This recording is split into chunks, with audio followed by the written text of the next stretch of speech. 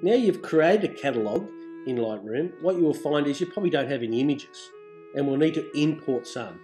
Mine has, because I've imported some previously just to show you how the interface worked. But basically there's a number of ways that you can do it. We can import it directly from the camera. We can import it directly from a memory card in our card reader. We can bring some bulk images in that we have saved somewhere else. Or if we have a Lightroom 3 catalogue, we can convert that to Lightroom 4. What we're going to do is have a look at bringing images in from the camera. Now I've got my camera connected up here, and basically once I turn it on, my computer starts recognizing it. Straight away Lightroom has recognized that it's there, as well as another couple of other bits of software. But because we've got that set up in the preference mode, as soon as it recognizes a memory card, it automatically goes into the import function, which is great. And what it does is it gives us a whole heap of previews. Now these previews aren't of very good quality. You can see them as a grid, or you can click on and you can start to try and see them as individuals. But notice they're not really big, rightio? And that's because they're on the camera, they're previews. We can zoom down the bottom here and make them a bit bigger, but notice how they're pixelated, they look really terrible. So most of the time we just deal with it in the grid mode, and you'll go through and select the images by ticking the box or unchecking the box that you want. Now these are from a shoot I did for a client the other day, just of a caravan awning that they wanted photographed for some product shots.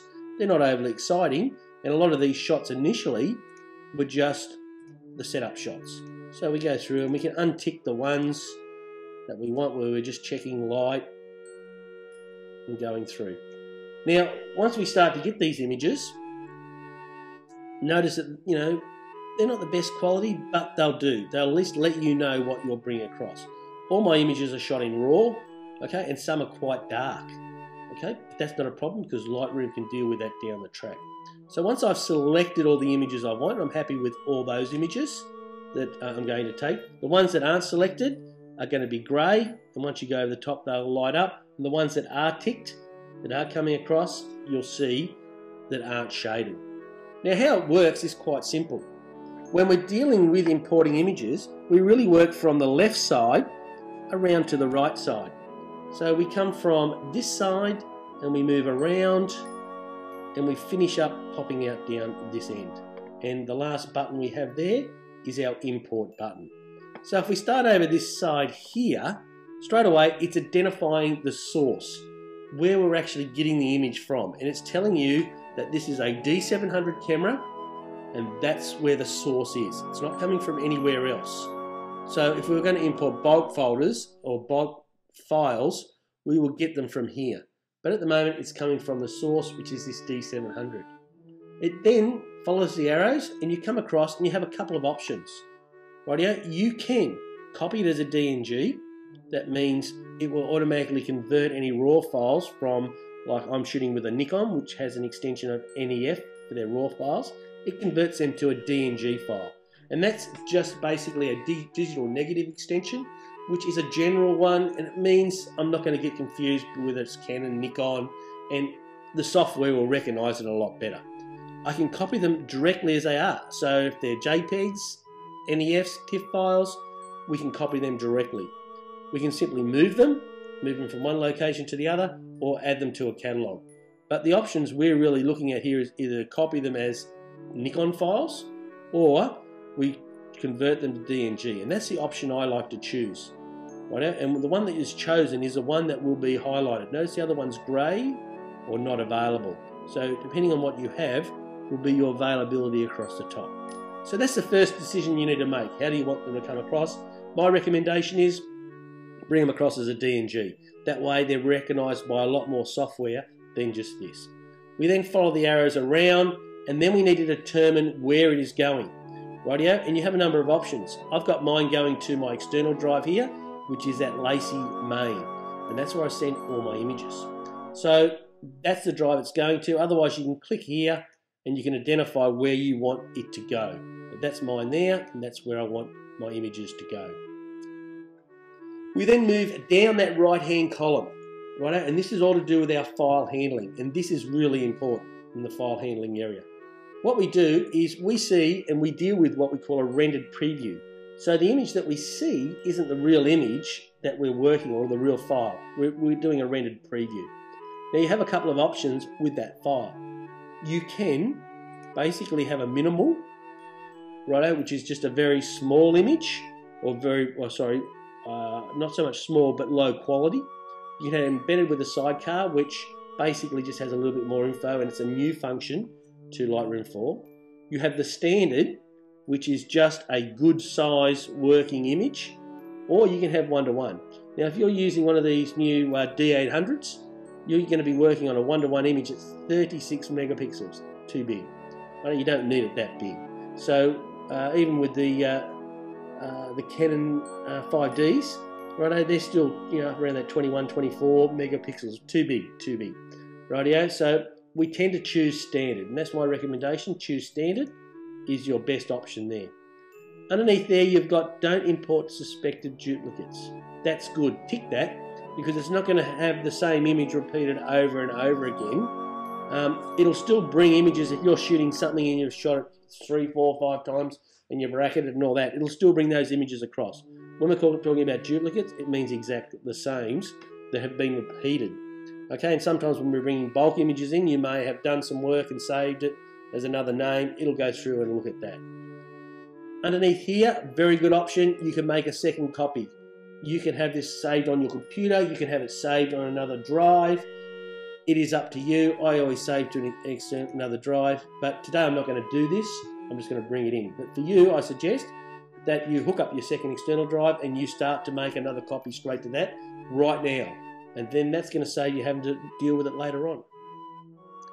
We then come under file naming, which is the next option under. And you can make these little areas collapse or not. But file naming, it's up to you. You can leave the file name as it is. You can have a custom name, and you can come in and edit that custom name and create it however you like. So you can create the name of your files how you like it. I always like the year, the month, the date, and then the file name. And that works well for me. You can have it how you want the extension to look. Usually lowercase is what we recommend. And then it gives you a sample of how the image how it's going to actually be named, which is very important. From here, you've then got things that you can apply during the import. Rightio? So these are pre-settings. For example, if all these images that I shot were dark, I could go through and change the exposure right at this moment. So it's an option I have, but I have nothing added there.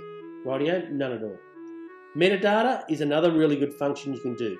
Rightio? You can come here and you can create a new bit of metadata. I've got a basic one set here already, which is to do with my copyright. I've created that. Okay? And what you will find is that my copyright information will appear in the metadata on this information all the time. But you can come in here, you can go new, and you can create your own information. Rightio, and call the preset what you want. You can actually put global GPS setting in automatically here, that when you import them straight away,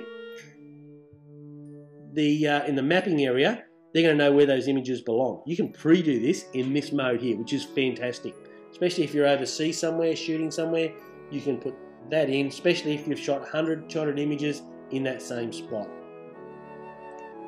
So metadata. You can go and set that up so you've got your own copyright. Like I said, I've got mine there. I'm going to put that in there. I can also put keywords in here straight away. I know these are to do with caravans. Comma, to space between them. I'm not a member. I chose that as my option instead of the space. Right, caravans. It's awnings.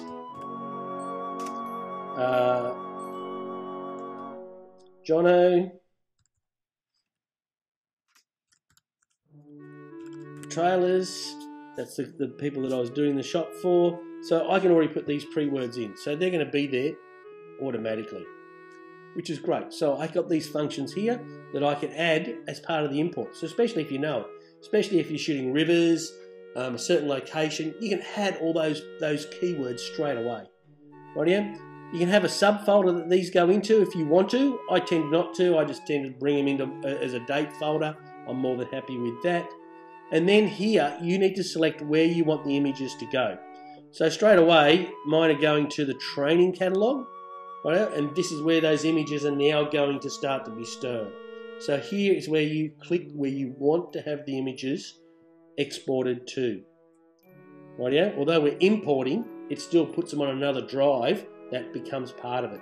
And to make my Lightroom more portable, that's why I have everything on that external drive, and that's where I save these images to. And if you save it to the catalogue that you created, then the bonus is all those images are going to be in there. It's going to be a lot easier to look after. Once you've done that, so what we've done is we've gone up, across, and down, and taken the time just to fill these out initially. Then we come down to the import. And once you press that import button, it happens automatically. As you can see up here, we now have it converting to digital negatives and importing. And it's starting to bring those images in. And the beauty of this is, Lightroom will let you go and do other functions. So whilst it's importing these and creating these rendered little files here that you work on and you do all the work to without touching the original image, it still allows you to go off and, you know, you can go into the develop module, you can go around, you can do all types of things. You can get around, have a look, you can start to sort of zip around within Lightroom, which is really, really good. So this is the opportunity. If you've got a whole heap of files you're bringing in, you would simply sort of, you know, either work on something else or you'd simply go and get a cuppa and just wait. So we'll just watch this, won't take long, it'll zip through.